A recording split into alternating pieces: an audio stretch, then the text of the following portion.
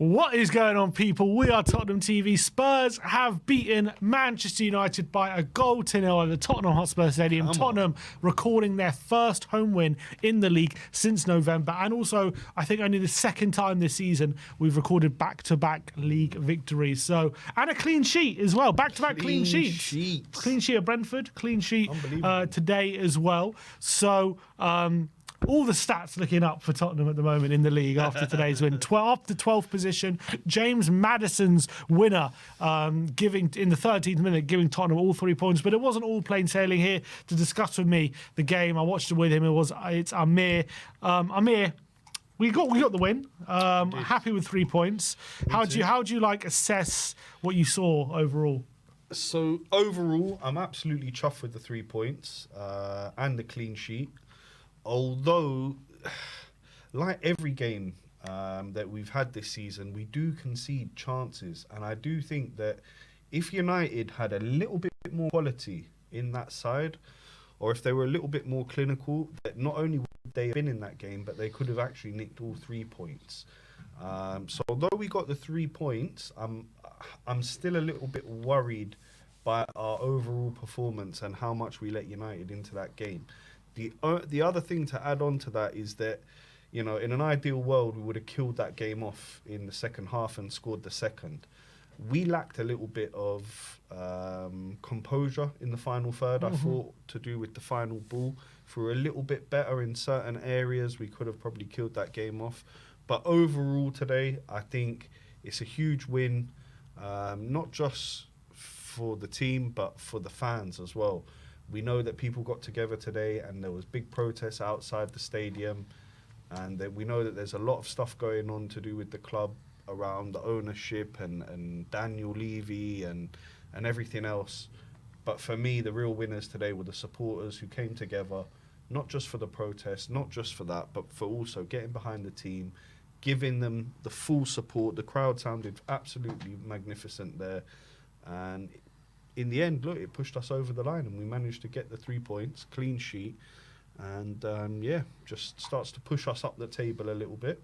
So I'm feeling good. Yeah, obviously in terms of how the game went, I thought first half, I thought we started really well. We got, although we started really well without creating too much, United then had that little catalogue of chances through Højlund, Garnacho forcing saves out of Vicario, and Dalla having one cleared near the line. And then we pretty much went up the other end and scored straight away with our own good move.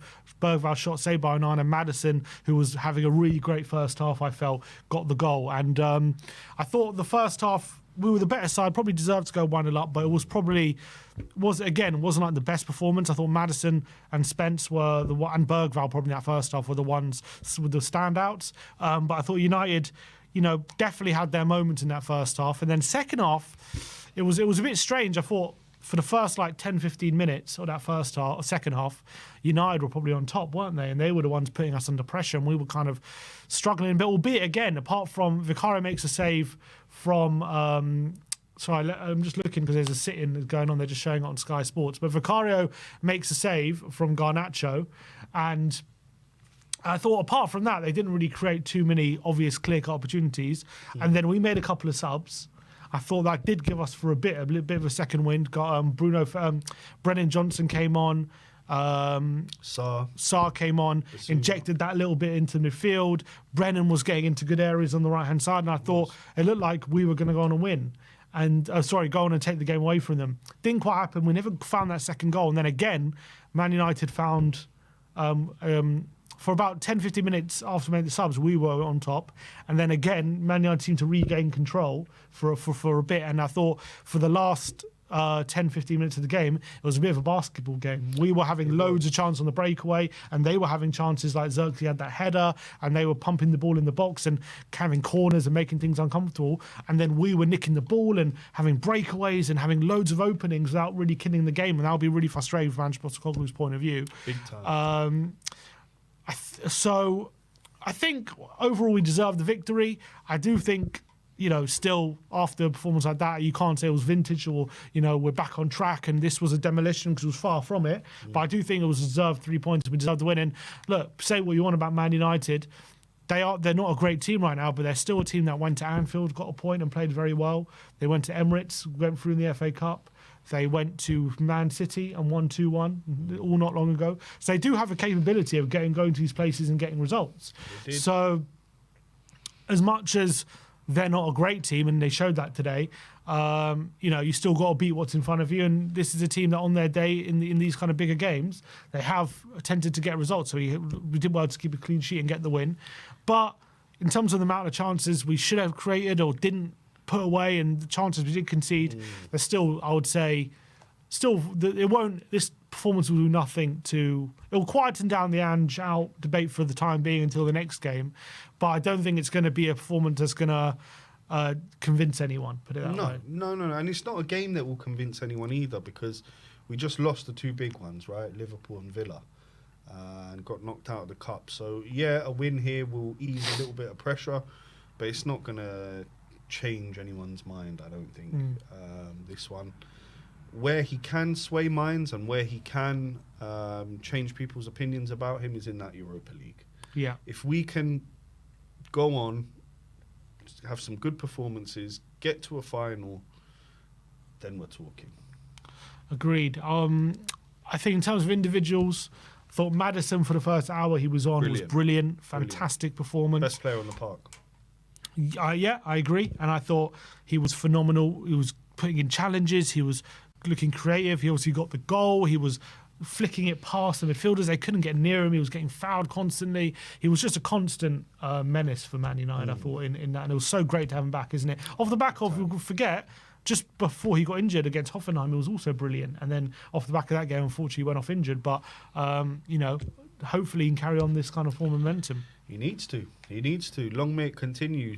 James was showing me elements of his game that I didn't know he had him. The tackling, the bite, the fight. Brilliant. Long may it continue. Brilliant performance. One other individual that I'd like to shout out as well from that game, Jed Spence. I think he was fantastic.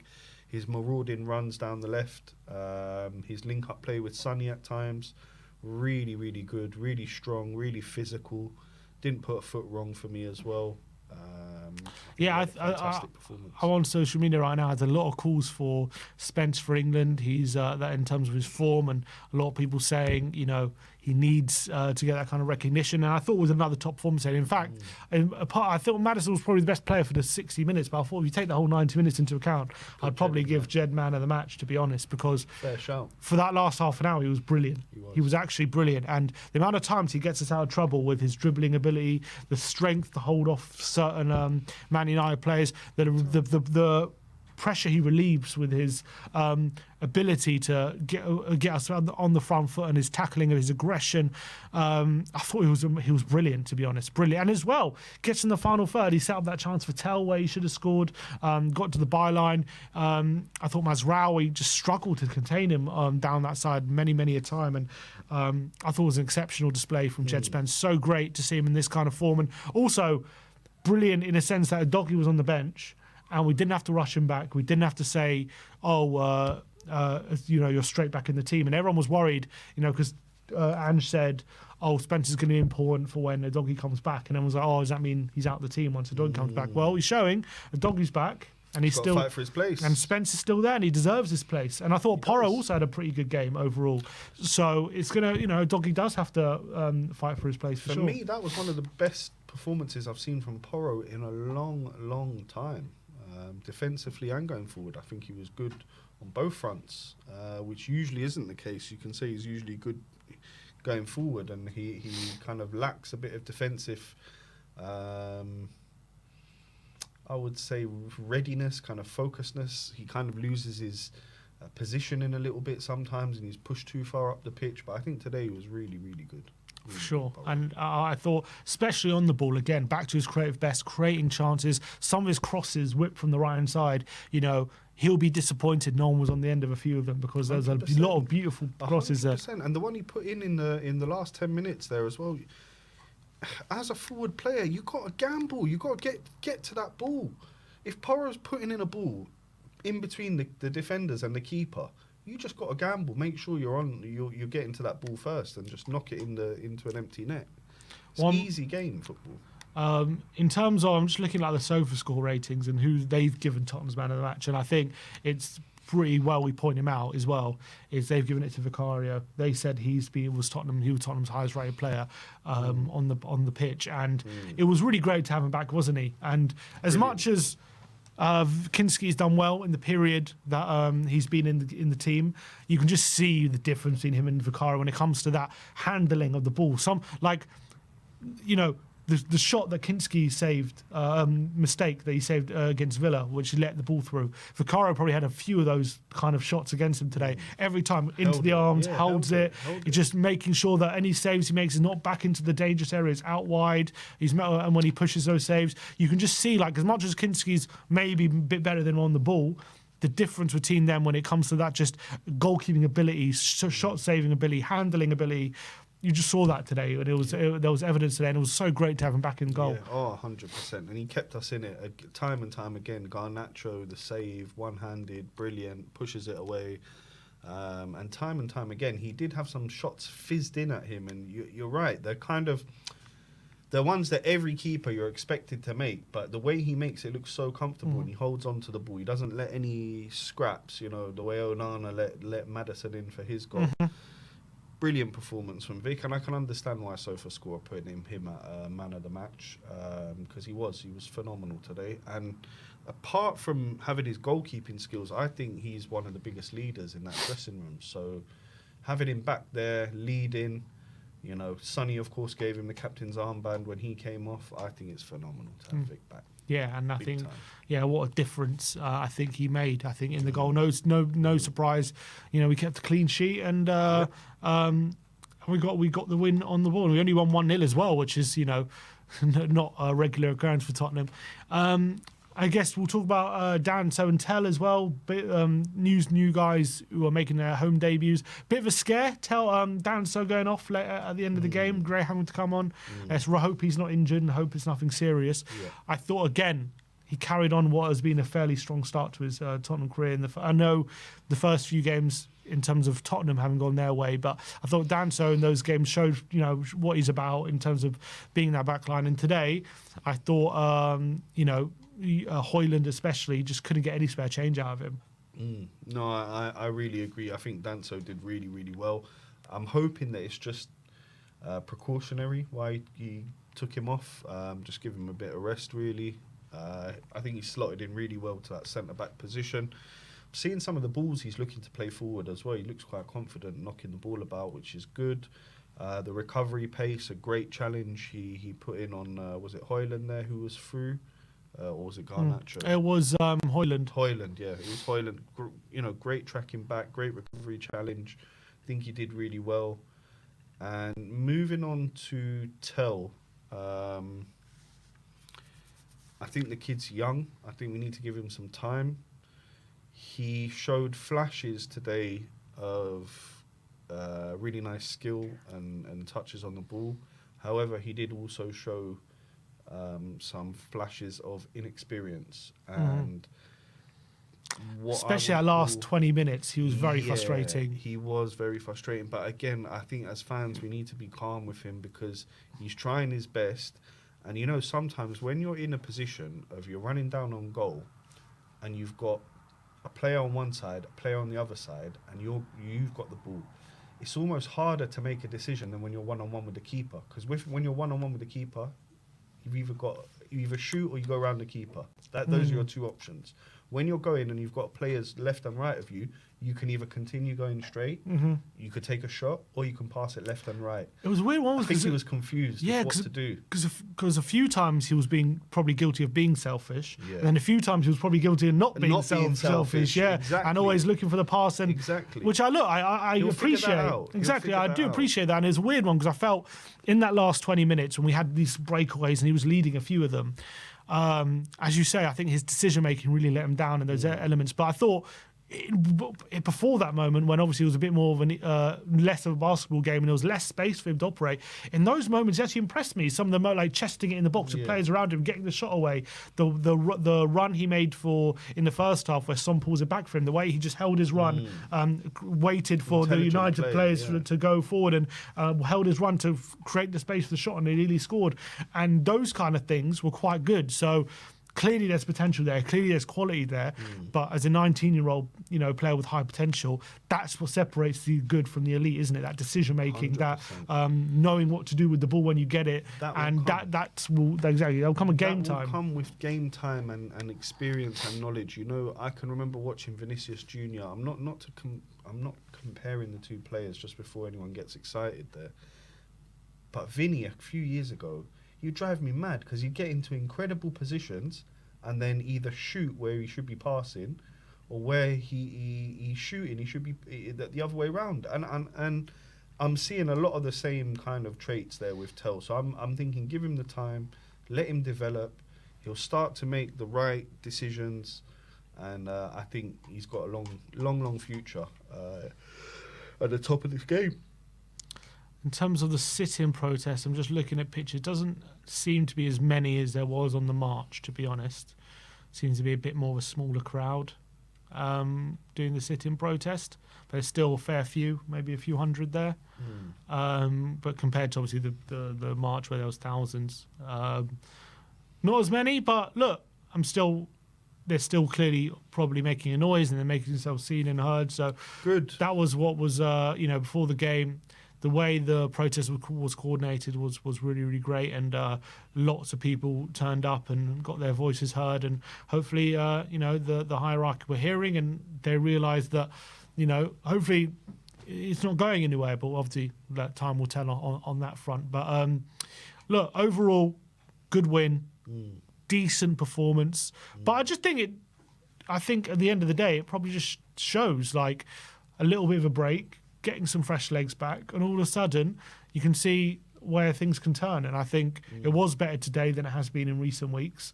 As much as it was not the best Man United team out there for sure, we still had to be better than them. We still got 3 points, and I did think it was better than a lot of other. I don't think it was like a massive departure, but I did think we looked better organised. I thought our pressing for sure was a lot more aggressive and better organised. Our hunger was there. I just think energy. I just think that's a consequence of energy, which was definitely improved. And I think being able to make those changes on the hour mark and bring on the likes of Basuma and who else we brought on later in the game. Yeah. I think as well, Odebear made a bit of a difference when he came on. He looked good, Odebear. He was really good when he came on. He showed flashes of quality. Maybe he showed what he's going to bring. Man, he's got quick feet. I didn't realise. I was surprised to see him, because we heard that, he wasn't going to be, Paul O'Keefe was saying he's not going to be around till the end of the season or near the end of the season. And so for him to get minutes today was great.